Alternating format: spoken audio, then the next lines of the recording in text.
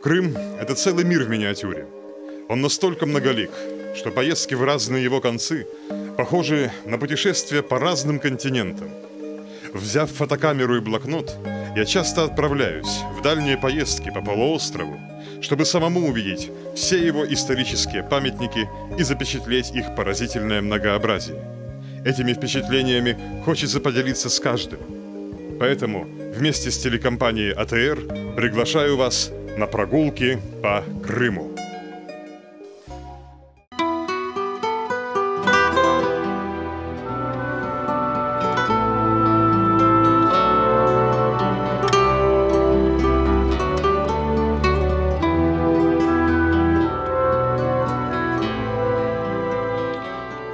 После затянувшейся зимы в Крыму наконец-то наступила весна. Скоро полуостров укроется пышным ковром цветущих садов. Горные склоны еще не зазеленели, и местами среди них можно видеть отдельные вспышки белого или розового. Это начинают цвести чаиры, лесные сады. Горные долины юго-западного Крыма необычайно живописны и полны удивительных исторических памятников. Сегодня наша первая прогулка в этот край, и начнется она с села Кокос, Соколиное, Бахчисарайского района.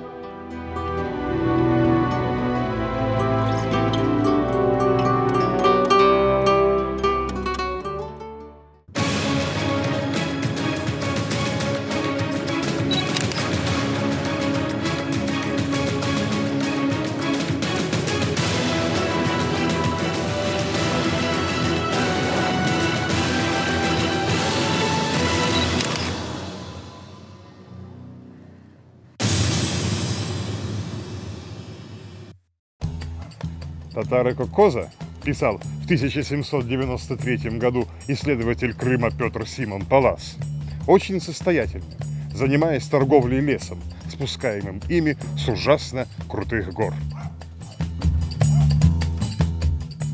Живут они, продолжает свое описание Паллас, в хороших чистых домах и имеют прекрасно устроенные сады. Далее путешественник добавляет, что в его время Кокос считался одним из самых больших сел на всем полуострове. Даже сейчас, когда Крым неузнаваемо изменился по сравнению с концом XVIII века, прогулка по улицам старого Кокоза может во многом подтвердить такое впечатление. В Крыму уцелело не так-то много настоящих старинных крымско-татарских домов. И лучшее место, где их до сих пор можно увидеть, это горные села под Бахчисараем, в том числе и Кокос. Некоторые из этих зданий полуразрушены, другие перестроены до неузнаваемости, но третьи порой представляют собой настоящие памятники сельской архитектуры.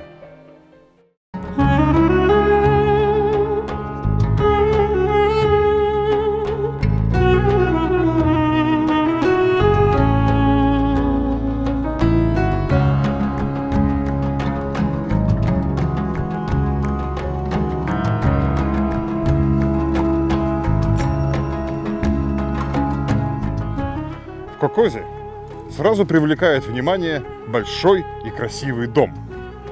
Он заметно отличается от прочих старинных построек и своей величиной, и затейливостью формы, но в то же время имеет и много общих с ними черт, таких как широкие карнизы крыш, небольшие окна, деревянные веранды. Что это за здание?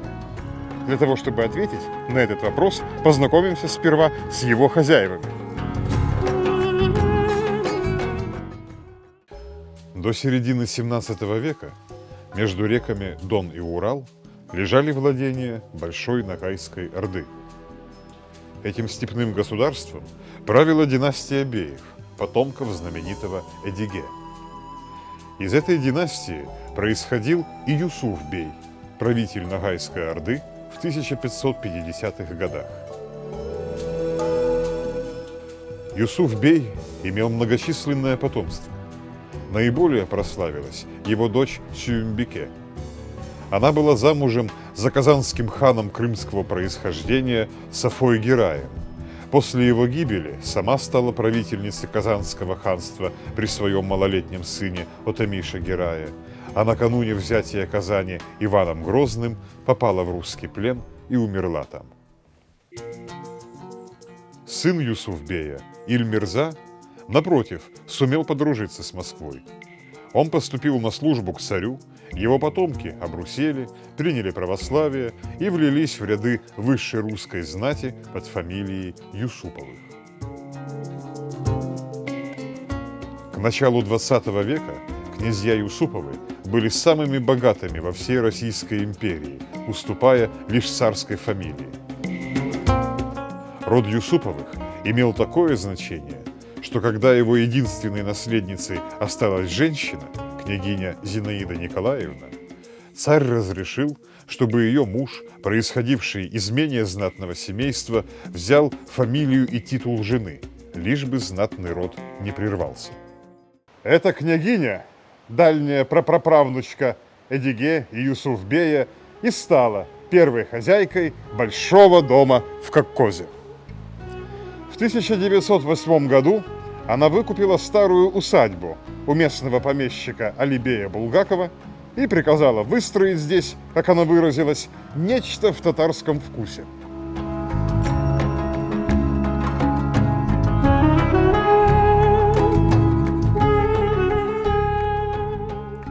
За работу взялся известный архитектор Николай Краснов. Он хорошо представлял себе, что означает татарский вкус, ведь до того он несколько лет проработал в Бахчисарайском ханском дворце, где изучал приемы ханской архитектуры. Их он и использовал при строительстве. Через 2 года дом был готов. И когда княгиня женила своего сына Феликса на царской племяннице Ирине, она преподнесла этот дом невестке как свадебный подарок.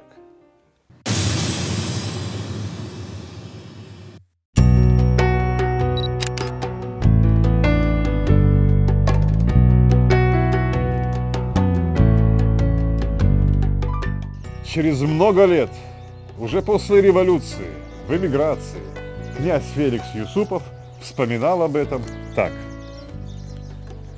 Наше коккозское имение, коккоз по-татарски «голубой глаз», располагалось в долине близ татарской деревушки с белеными домами, с плоскими крышами-террасами. Красивейшие были места, особенно весной, когда цвели вишни и яблони. Прежняя усадьба пришла в упадок, и матушка на месте ее выстроила новый дом в татарском вкусе. Задумали, правда, просто охотничий домик, а воздвигли дворец наподобие Бахчисарайского. Получилось великолепие. Дом был бел, на крыше черепица с древней зеленой глазурью. Вокруг дома фруктовый сад, бурливая речка прямо под окнами. С балкона можно ловить форель.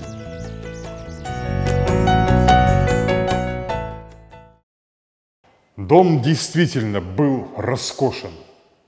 Даже спустя 100 лет, после того, как в этих стенах сменили друг друга сельсовет, нацистская комендатура, опять сельсовет, турбаза, школа и интернат, на его потолках все никак не отцветут следы изысканных росписей.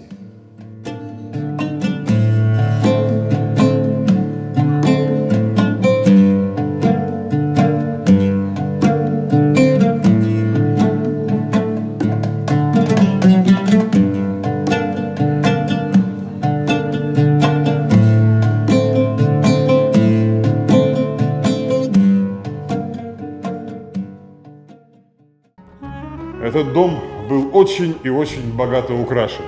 А еще здесь хранился большой гардероб одежды в восточном стиле.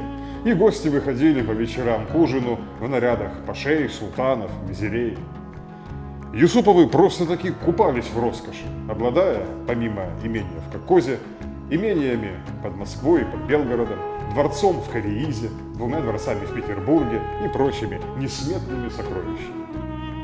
По замыслу Краснова в украшениях дворца многократно обыгрывалось крымско-татарское название села – Коккоз – «голубой глаз».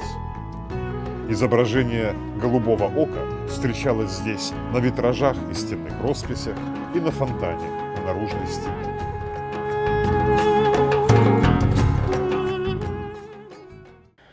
Здесь архитектор вновь проявил свое близкое знакомство с крымско-татарской культурой. Ведь глазом коз в крымско-татарском языке можно назвать и родник. Да и само слово «чешме» – источник – пришло в Крым из персидского языка, в котором тоже означает не что иное, как глаз. Эта нехитрая роспись появилась на стене лишь недавно, а оригинальный, изначальный фонтан, построенный Красновым из глазированной плитки, мы, к сожалению, уже не увидим. Покинув двор Юсуповского дома, мы сразу увидим еще один фонтан, из которого мог набрать воды не только знатный гость княжеского имения, но и любой простой прохожий. А напротив, на другом берегу реки, возвышается просторная мечеть, украшенная арабскими надписями по стенам и по балкончику минарета.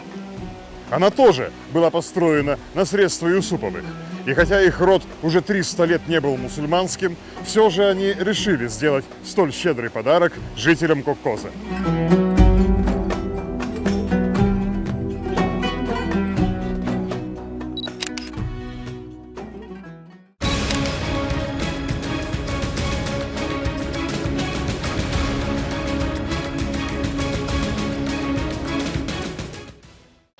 Возможно, замысел о сооружении общественного фонтана и мечети для жителей села Юсуповым подсказал пример другого знатного семейства, проживавшего здесь, в Коккозе – Булгаковых.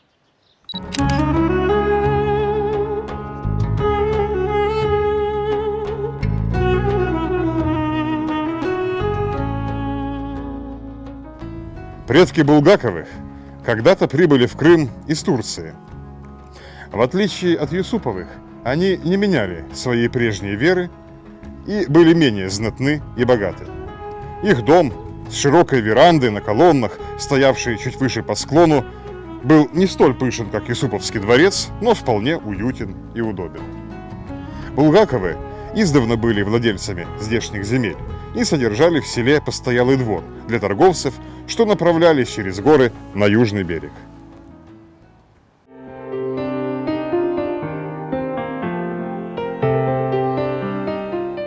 В 1883 году Али бей Булгаков выстроил неподалеку от своего постоялого двора фонтан для общего блага, как о том говорит высеченная в камне надпись. Это было в духе давних традиций крымско-татарской знати – ханов, беев, мирс, среди которых было принято жертвовать средства на возведение различных общественных построек и тем самым увековечивать память о себе.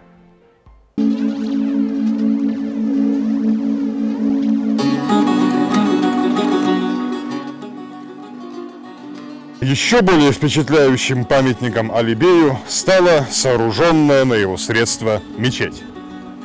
Булгаковская мечеть примерно на четверть века старше Юсуповской и очень похожа на нее, хотя и несколько меньше по размеру и попроще украшена.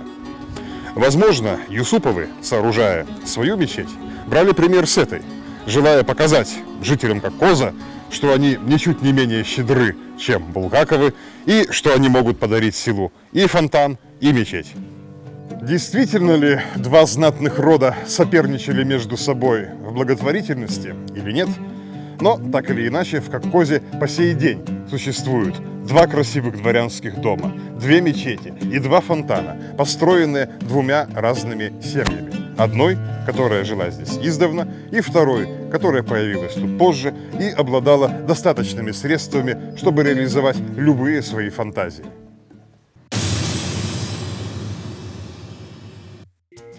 История Коккоза подает пример того, как два богатых семейства с умом использовали свои средства и украсили село. Во что превратило их наследие советская эпоха, можно видеть и без пояснений. Что оставит будущему наше время? Разрушенные или уродливо перелицованные под евроремонт старинные дома или нечто достойное, чем будут восхищаться люди, которые пройдут по этим улицам через 100 лет после нас?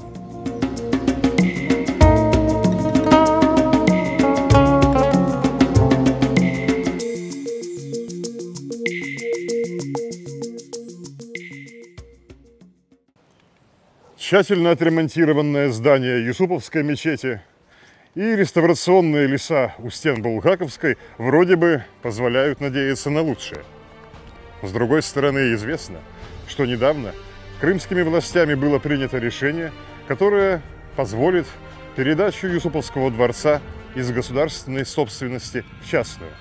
Как это отразится на памятнике? Я считаю, что в этом здании место не даче, не гостинице и не ресторану, а музею. Музею, в котором можно будет рассказать и о Юсуповых, и о Булгаковых, и о традициях жителей этого древнего села, и о многом другом, что не вместилось в рамки нашей сегодняшней краткой прогулки.